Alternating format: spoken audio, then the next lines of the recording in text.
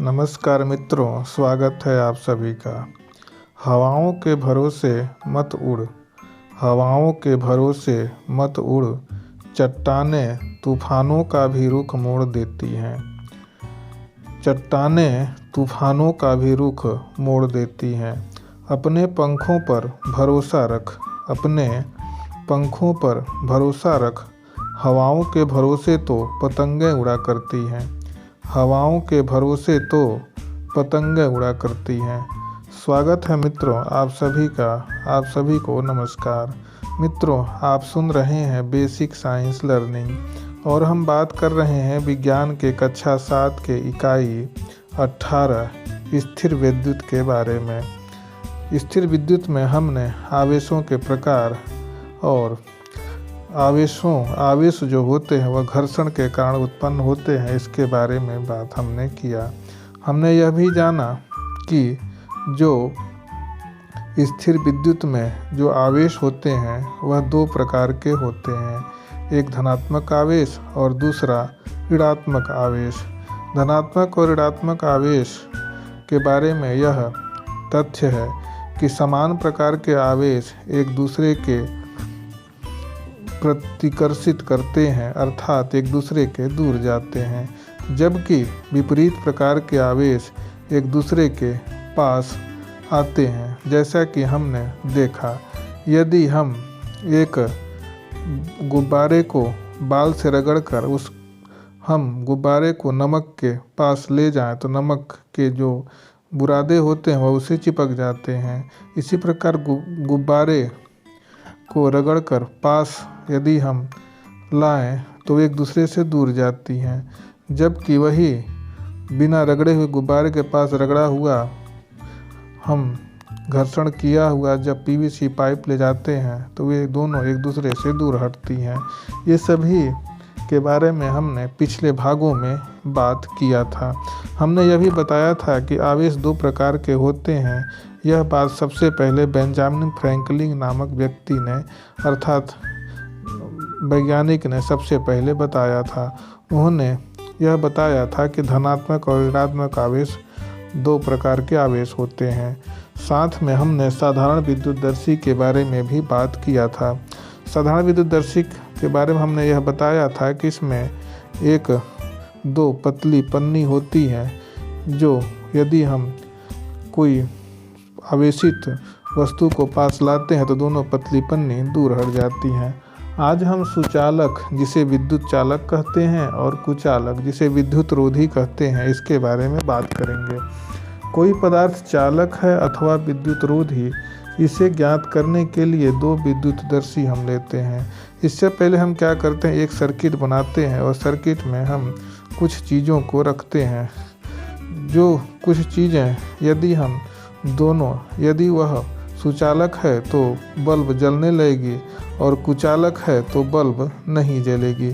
इस प्रकार हम कह सकते हैं कि कुछ वस्तुएं ऐसी होती हैं जिनमें दोनों सिरों को अगर हम एक साथ रखें तो सर्किट पूरी हो जाती है और उससे आधारित जो बल्ब होता है उस पर वह जलने लगता है। जैसे चम्मच, लोहा या फिर एल्युमिनियम को यदि हम दोनों तार को सटाते हैं तो क्या देखते हैं कि बल्ब जलने लगता है। वही स्केल, फाइबर, लकड़ी आदि को जब हम तार से छुआते हैं तो क्या देखते हैं कि वह बल्ब नहीं जलता। जैसे रबड़ को हम टच करने से जो बल्ब होगा वह नहीं जलेगा, जबकि ग्रेफाइट जो पेंसिल होती है उसमें जो ग्रेफाइट होती है उसको टच करें तो बल्ब जलने लगती है। इस प्रकार हमने एक सर्किट बना करके उसके बारे में हम अलग अलग कौन पदार्थ सुचालक है और कौन पदार्थ कुचालक है, इसके बारे में हम अलग अलग वर्गीकरण कर सकते हैं। जैसा कि हमने बताया, यह क्रियाकलाप हम अपने प्रयोगशाला में भी कर सकते हैं और घर भी कर सकते हैं। इसके लिए दो बैटरी, तार, बल्ब ये चीज़ें चाहिए और साथ में एक लकड़ी का पटरा जिस पर हम इस सर्किट को पूरा कर सकें। इस तरह का सर्किट बना करके हम जितने भी हमारे आसपास की चीज़ें हैं उन्हें हम सुचालक और कुचालक पदार्थ अलग अलग हम बना सकते हैं और उनका वर्गीकरण कर सकते हैं। जो धात्विक चीज़ें होती हैं वह सभी सुचालक के अंतर्गत आती हैं और जो अधात्विक वस्तुएं जो होती हैं वह कुचालक के अंतर्गत आती है। ग्रेफाइट ही एक ऐसा अधात्विक वस्तु है जो सुचालक है। साथ में जल भी एक सुचालक का कार्य करता है, जबकि लकड़ी, पत्थर, कोयला ये सभी जो वस्तुएं होती हैं वह कुचालक के अंतर्गत आती हैं।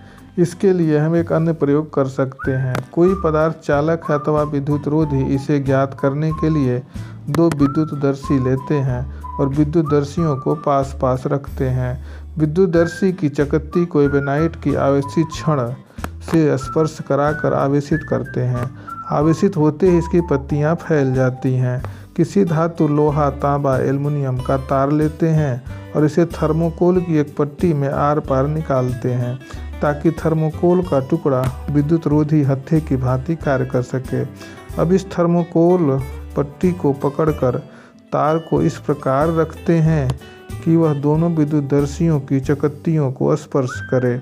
ऐसा करने पर जो दूसरा विद्युतदर्शी होता है उसकी पत्तियां भी फैल जाती हैं। इसका कारण यह है कि आवेशित विद्युतदर्शी में से कुछ आवेश तार से होता हुआ अनावेशित विद्युतदर्शी में प्रवाहित हो जाता है, अर्थात प्रयोग में लाया गया धातु का तार विद्युत आवेश को अपने में से प्रवाहित होने देता है। अतः जो यह तार है, हम कह सकते हैं कि इस प्रयोग के आधार पर हम सुचालक तथा कुचालक में अंतर कर सकते हैं और इनका वर्गीकरण हम कर सकते हैं, जिनसे हो करके विद्युत आवेश प्रवाहित होता है विद्युत चालक कहलाते हैं।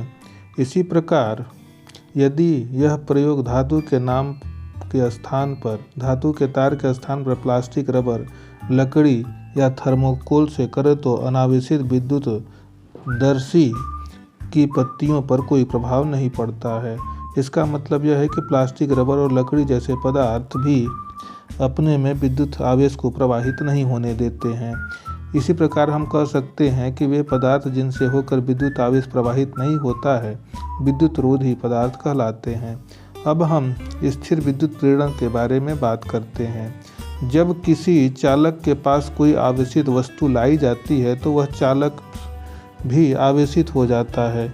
उसके पास के सिरे पर विपरीत आवेश तथा दूर के सिरे पर समान आवेश उत्पन्न होता है। यह दोनों प्रकार के आवेश चालक के सिरे पर तभी तक रहते हैं जब तक कि आवेशित वस्तु चालक के पास रहती है। इस प्रकार से चालक के आवेशित होने की प्रक्रिया को हम स्थिर विद्युत प्रेरण कहते हैं।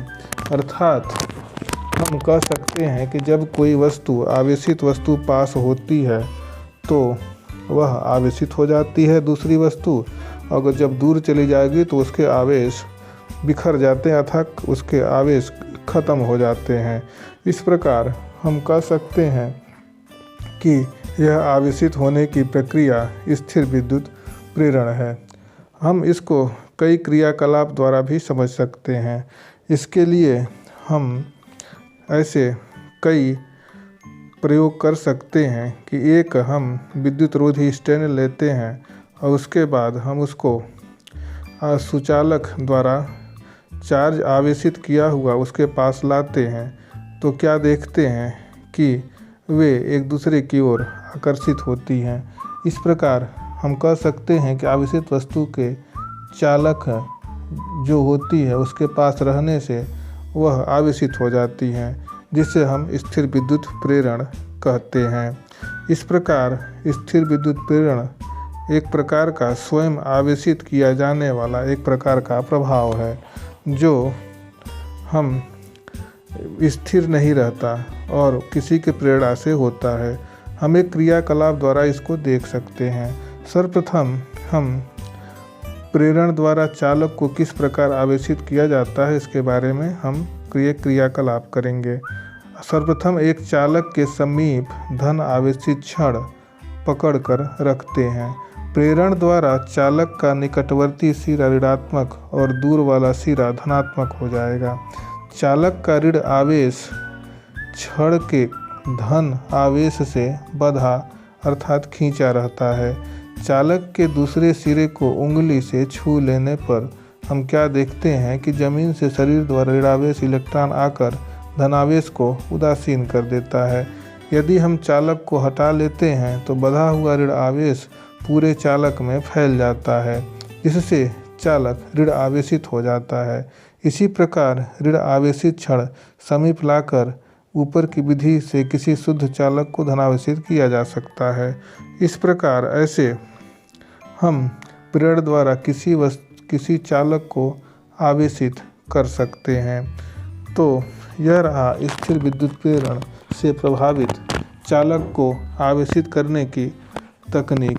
तो मित्रों, हम यह कह सकते हैं कि स्थिर विद्युत प्रेरण में जब किसी चालक के पास कोई आवेशित वस्तु लाई जाती है तो चालक भी आवेशित हो जाता है। इसका सबसे अच्छा उदाहरण वान डी ग्राफ जनरेटर है, जो स्थिर विद्युत प्रेरण के सिद्धांत पर कार्य करता है। इसमें विद्युत रोधी पट्टा जो आवेश लाता है तथा देता है, विद्युत रोधी इसमें स्पंद होता है, मोटर चालित घिरनी होती है और धात्विक प्रेस जो स्रोत से आवेश लेता है। इस प्रकार वान डी ग्राफ जनरेटर स्थिर विद्युत प्रेरण के सिद्धांत पर कार्य करता है। तो मित्रों, ये रहा आपका वान डी ग्राफ जनरेटर के जो होता है वह स्थिर विद्युत प्रेरण के सिद्धांत पर ही कार्य करता है। तो मित्रों, आज के इस एपिसोड में बस इतना ही। अगले एपिसोड में हम फिर मिलेंगे। तब तक के लिए धन्यवाद।